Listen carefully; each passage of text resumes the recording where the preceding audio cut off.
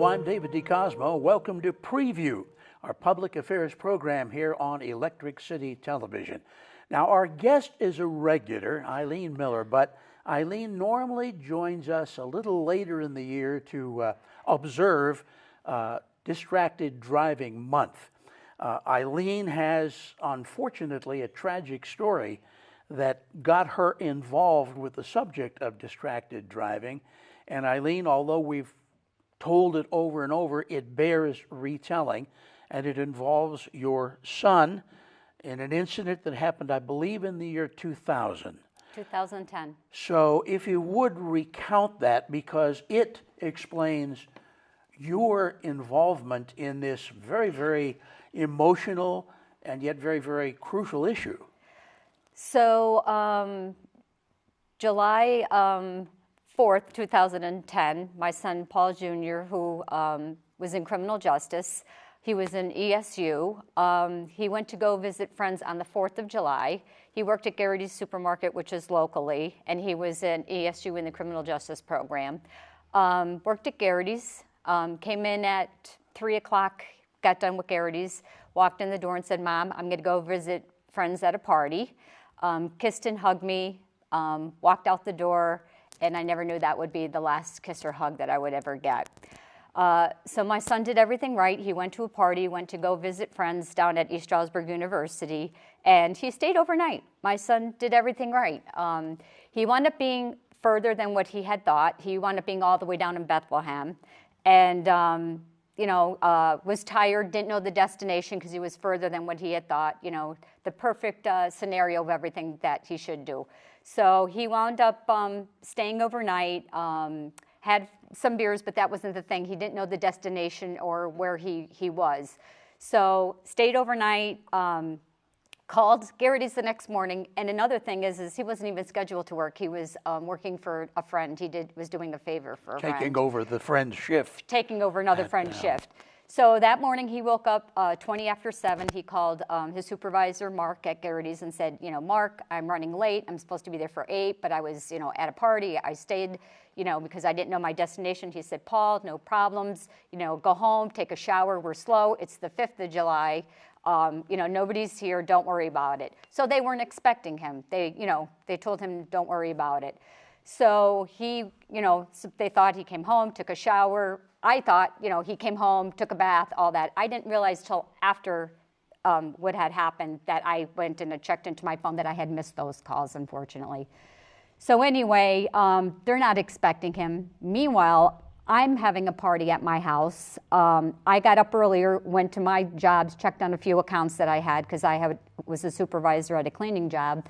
And, I'm sitting on the porch starting to wait for people to arrive to a party, and all of a sudden, out of the blue, 2 state troopers pull up to my house back to back.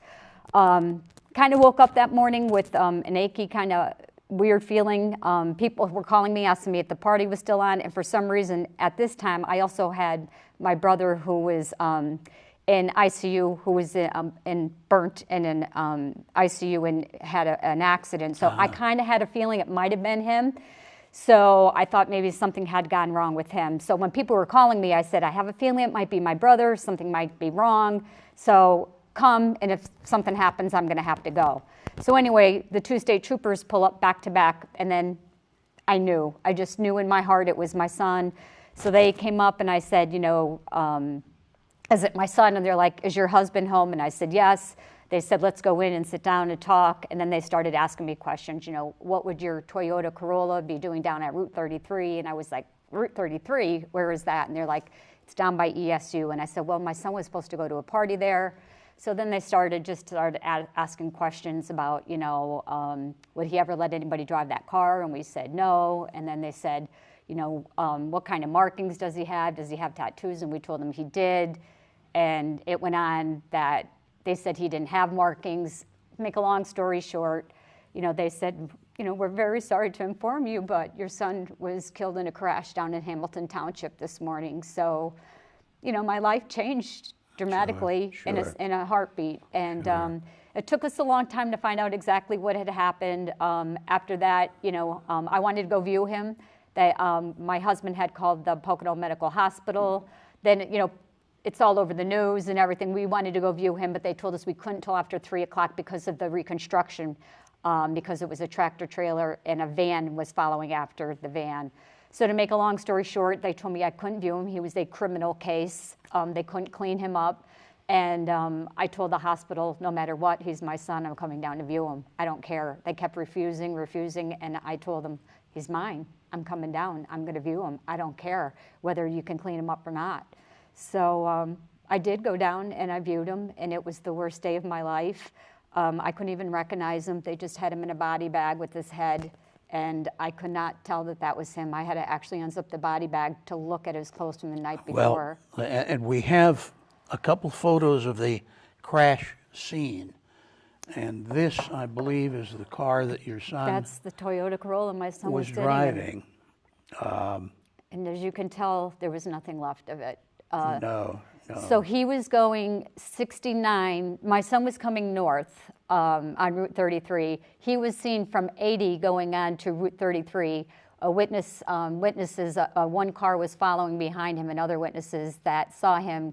He was lane switching, he was speeding, he was going 69 in a 45-mile work zone. The tractor trailer. Tractor trailer. And all of a sudden, right before my son, he jackknifed and then he overcorrected. He came over the two southbound lanes onto the northbound lane and hit my son head on, forcing him back into an embankment. And then following behind my son was a van with 12 people, and then they were all injured. They then ran into the tractor trailer because they had nowhere else to go. This is the tractor trailer that was involved in that crash. Now, I have to say, and certainly from your visiting our program so many times, Eileen, that you have practically immediately turned this tragedy into a major crusade. And I mean, you came out swinging. Because it was determined that this was an incident involving distracted driving.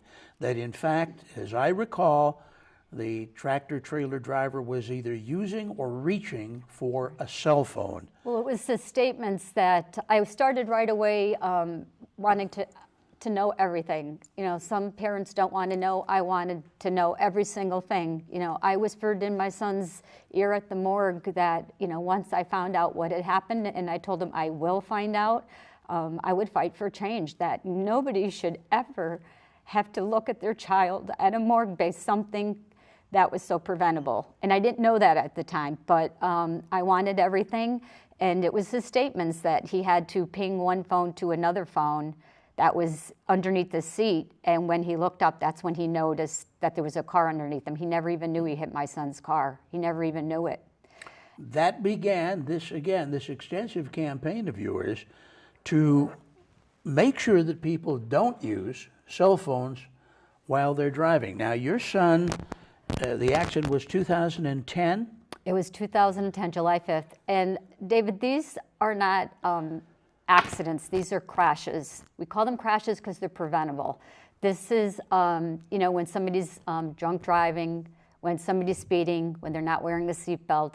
These are all things with people's behavior. These are called crashes. So we're using the term crash as opposed to accidents. In that. One thing that I found interesting, and I hadn't even done this before when you visited us, but I did this morning. The accident, the crash that killed your son was in 2010. In 2001, the New York State Police began actively enforcing a law in the Empire State which prohibits anyone from holding a cell phone and using it while they're driving. 9 years before this fatality, New York, and I know from covering stories in the Empire State occasionally, that this was really enforced. And if they saw you along Interstate 81 and you had a cell phone in your hand, you were going to be pulled over. And I have been trying to very hard, very strongly been trying to follow them. But Pennsylvania, the Commonwealth of Pennsylvania, has not been willing to do that. Did we have anything on the books at all in 2010 with regard to cell phone usage in a car? No. Nothing? No, nothing, no. Nothing at all. And that's when the texting bill came out, which wasn't until 2013. And then hence, we've been trying to fight for this. Representative Rosemary Brown. Other bills have made it, but never got out of transportation. Now, there is a texting law. Texting law, right. You are, that is on the books. That is on the books. You are not allowed to text while you're driving in Pennsylvania. Right, but this bill that just came through that Representative Rosemary Brown and I have been working on so hardly for years, we got it through transportation. I spoke before the Transportation Committee. And what does this bill, what would it do? It was originally HB 64. We changed it to HB 37, and this is the handheld bill. Of course, it's been watered down and changed and all that because they keep fighting it. But we just got it out through the House, but at the last minute. Well, and this is why I here. invited you back today, because I'm furious. We happen to have a major news development concerning this effort after all these years. So here you are on the precipice of getting the bill adopted that you finally wanted, the bill that would take that cell phone out of a driver's hand. Right. And so the police can enforce it, and that's been the problem with the texting bill. You can't tell when you're texting. There is a little loophole there. You can't tell whether you're scrolling, texting, emailing, Snapchatting. You can't tell what you're actually doing with the texting bill. So it's hard for them to enforce. They can't actually tell what you're doing with that. Theoretically, they have to see you tapping in the letters. Right. All right, now you get your bill. There it is. There it is. Here's what you've been fighting for since 2010. And all of a sudden, somebody puts a pie in your face. What happened? So I'm going to try to say this calmly. So Representative Rosemary Brown's bill was voted. It went through very successfully, and then at the last second, Representative Doyle Heffley amended her bill. And he amended it, but when he amended it, the way that he said it was completely wrong and incorrect information when he put it out. So his quote, and I want to read this because I want to read it correctly. He's from Carbon County. He said, it is said that the texting ban has been proven ineffective and unenforceable, which is correct. That is correct. But he said, I think it is important that we keep this as a secondary offense. Secondary offense. He compared it to the seatbelt law. And I'm very offended. All right, offended. If we back up on that a second, that implies that if you are going by a state police checkpoint and you do not have your seatbelt on, they cannot stop you for not having your seatbelt on. Correct. If they happen to spot a broken tail light as you go by, they could stop you, but only because you have a broken tail light. Correct. Subsequently, they would be cited for not using the seatbelt. Right. But for not using the seatbelt, they cannot stop you. Correct. Or if you run a red light or you run a stop sign, then they can pull you over. So this is his statement. I think it is important that we keep this as a secondary offense. He said on the House floor, many folks are responsible and perfectly capable of holding a phone and holding a conversation and driving a car at the same time. You agree with that? Well, I would like for him to say that to my dead son, because there are thousands of people killed each year, injured and maimed by people being on their cell phones every day, and my advocates went nuts. And that is wrong. That is wrong information. And he said the federal government implemented the handheld phone ban on the commercial drivers back in 2012, which is true, they did. And he said in the 7 years since, heavy truck crashes have increased, which is true. But he said there really isn't the evidence of proof that there is an end-all, be-all to make our roads safer. And that is false information, because when he talks about the heavy industry, he's not talking about mechanical failure in trucks. He's not talking about inspections in trucks. He's not talking about truck drivers driving drowsy. He's not talking about them speeding. In Paul's case, okay, my son's case, The driver was cited. He was cited for reckless driving. He was cited for careless driving. He was cited for his lane switching, but they were all dropped because he got homicide, involuntary manslaughter, because it was after the fact. My son was dead. It is too late to get citations after the fact. What we are trying to do is prevent injuries and deaths before it happens. Yeah. So I was livid because then everything went crazy in the House, and then people revoted. And that's the other thing that comes as somewhat of a shock to me, is that after you've reached this plateau and the bill is ready to go, you have this gentleman who submits an amendment. Well, submitting an amendment doesn't pass an amendment, but apparently it just suddenly swept through. So he actually made the texting bill worse. He actually made it worse, because now people can literally drive down the road all talking like this on the phone, and a police officer will be right there and can't do anything about it until they get at the end of the road and cause a crash and kill somebody, and then they'll be, well, here's your citation now. Mm-hmm. So he actually made the bill worse. The good thing is now we are working with the Senate, and the Senate can amend it and make it back to a primary offense. And that's where I need the people out in the public, everybody out there, to contact your local legislatures and your state representatives and tell them you want the bill amended back to a primary offense. We need everybody to reach out and say, I'm not happy with this. I don't want my loved ones to get hurt or injured or killed, and I want this. Everybody's been contacting me. Everywhere I go, they're like, what the heck happened? I mean, what the heck happened? Honestly, I don't think the representatives realized what had happened. It happened so quickly on the House floor. Mm-hmm. I think he snuck it in purposely to do that. And I think the way that he talked, and then a couple of representatives got up after that and said, well, I use my phone. I just do it on the turnpike. I was like, are you crazy? Like, you know what I mean? I really don't. And let me tell you, Dave, so my son died July 5th, 2010. On August of 2016, we were hit again on I-80 in Monroe County. My husband and I were both taken in the ambulance, and that was the first time we were at the Poconos Medical Hospital since my son was there, and we had to go to the same hospital, and it was not a good thing. So we were hit again, and just last March, I was hit again by another distracted driver. So that's 3 times my family has been affected by distracted driving. It's not once, not twice, it was not 3, that's 3 times, and it was never our fault. It was always somebody on a phone.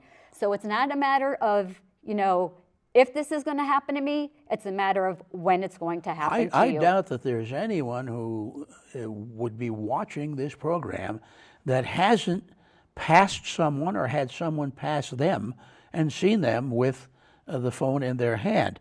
And of course, the irony is we talk about the phones have developed because of technology, and that same technology has now given you the availability to use a phone in the car without ever touching it, actually, other than perhaps one quick button. Right. Because you've got the Bluetooth situation and the microphone situation. Correct.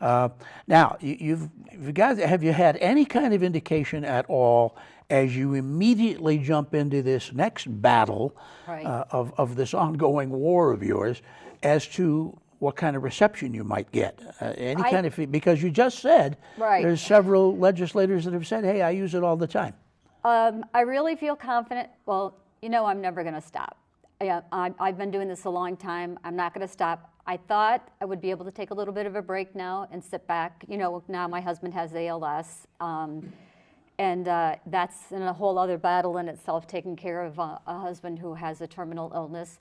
But this has I thought I had everything in me to do this. It's been a long, hard fight, but this has given me a whole new fire underneath me, if you will. I've been livid this whole week. I literally have been livid, and I've been calling. I've been Representative Rosemary Brown and myself. I know she was extremely disappointed and saddened, but I told her, I'm hitting this harder than I've ever did before. I'm not And gonna let it go. right now, is it pretty much of a lobbying effort? Well, right now, yeah. Well, right now we're already communicating with the Senate, and we're already, getting this moving. April's National Distracted Driving Awareness Month. Right. I'm normally sitting here.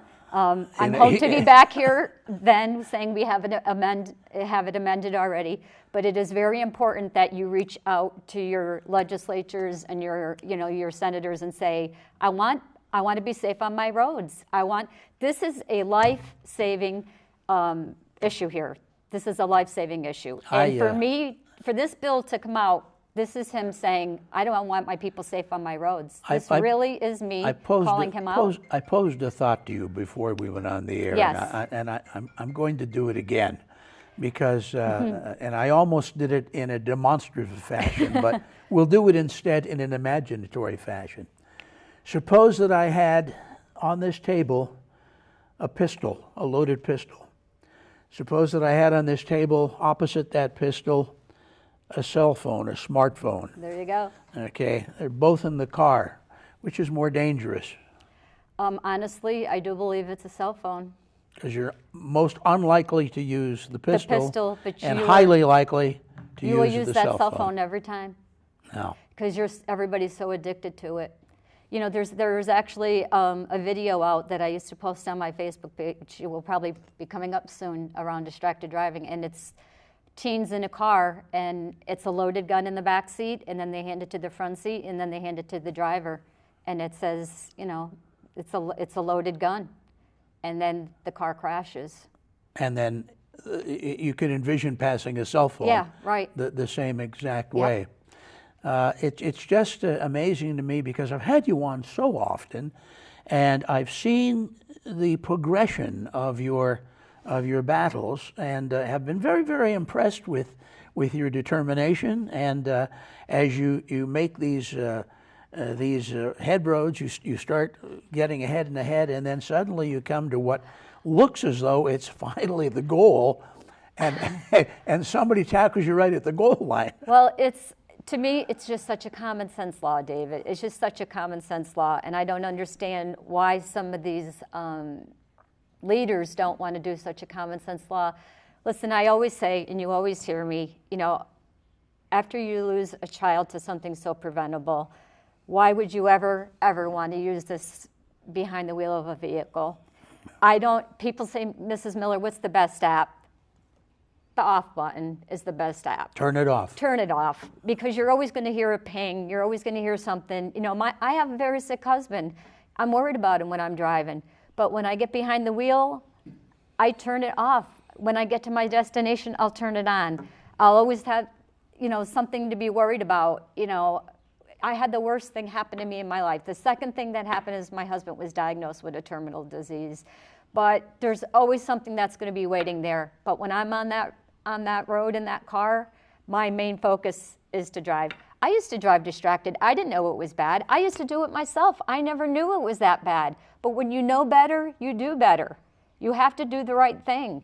And when I see everybody on the road, and just Thursday I was driving down to Wilkes-Barre on the boulevard. I had a guy twice veer into my lane. And I honked at him, and I honked at him, and then again he veered in my lane, and I honked at him, and sure enough, as soon as we got up to the stoplight, he's like this. Then I honked at him. You know what he did?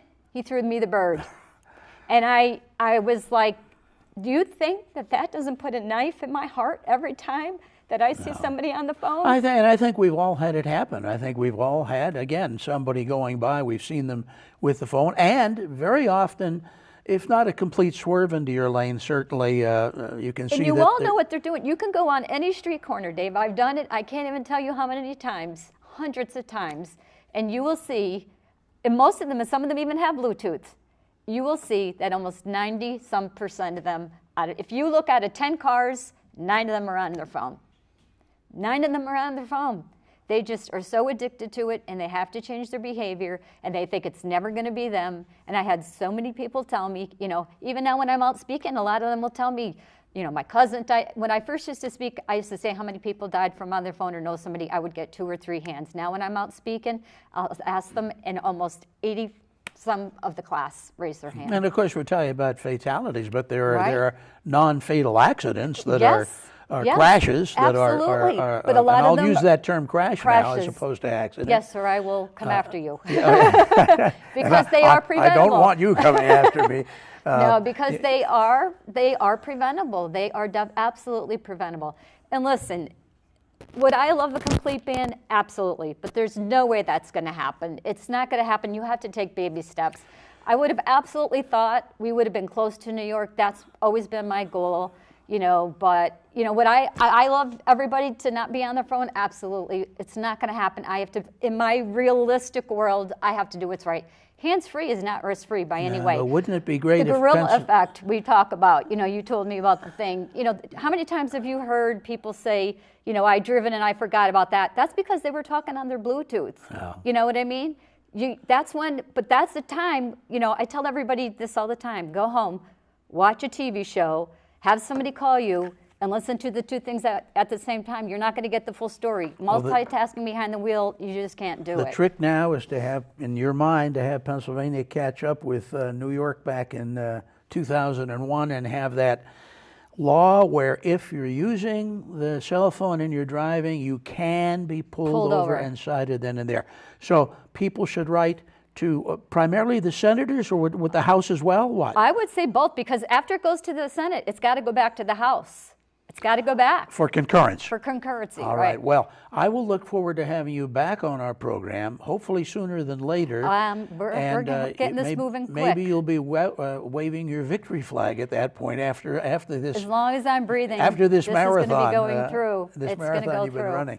Eileen Miller, thank you so much for joining. As always. It's a pleasure to have you, and especially as it happens sort of at a new contemporary news time when something is happening with regard to your issue that we want to pay attention to. So thank you. I just want people to remember, their main task is just to drive. Their eyes on the road, the hands on the wheel, a mind at task, and just drive. Just don't worry about anything with the phone. The technology's out there to do that. There's apps out there that you can put your phone into drive mode. But your main point is just to get to point A to point B and just to arrive alive and be safe. Eileen Miller, thank you so much for joining us. Thank you. I'm David DeCosmo for Preview on Electric City Television. Till we see you again next time, here's hoping all your news is good.